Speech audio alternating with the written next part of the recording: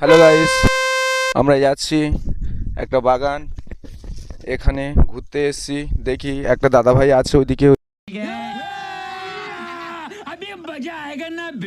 ওইদিকে ওই দাদা ভাইটা হেঁটে আসছে।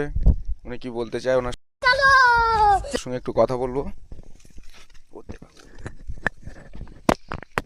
আসসালামু আলাইকুম। ওয়ালাইকুম সালাম। বাবু, আপনি এখানে কি করছেন? এদিকে কোত্থেকে আসছেন?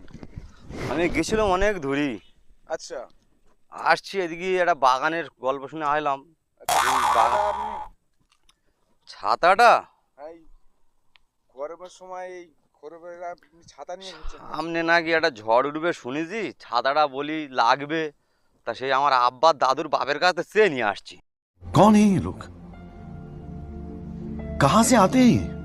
তোমার আব্বার দাদুর বাপের? হ্যাঁ হ্যাঁ, আমার আব্বার বাপের দাদু।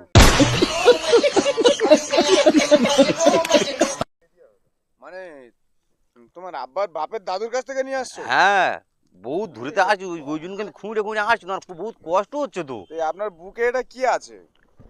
এটা এটা আচ্ছা ছাতাটা না, এটা বিন বিন। বিন? হ্যাঁ, বিন এটা মানে- ওই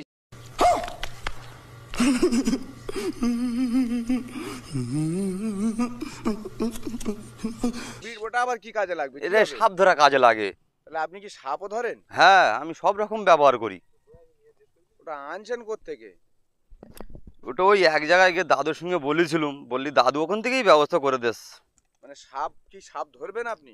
হ্যাঁ, আমি সব ধরি তো। তো এখানে কি সাপের কোনো ব্যাপার আছে নাকি? এখানে সাপের ব্যবহার আছে, কাল্লাইন সাপের কোথায়? না আছে, একটু সাবধানে থাকবেন। আচ্ছা, সাপ কামড়ালে কি হয়? ও সাপ সাপ কামড়ালি সেরকম কোনো ক্ষতি হয় না, পাতলা পায়খানা হয় আর হালকা একটু অসুবিধা হয়, মরে যায়।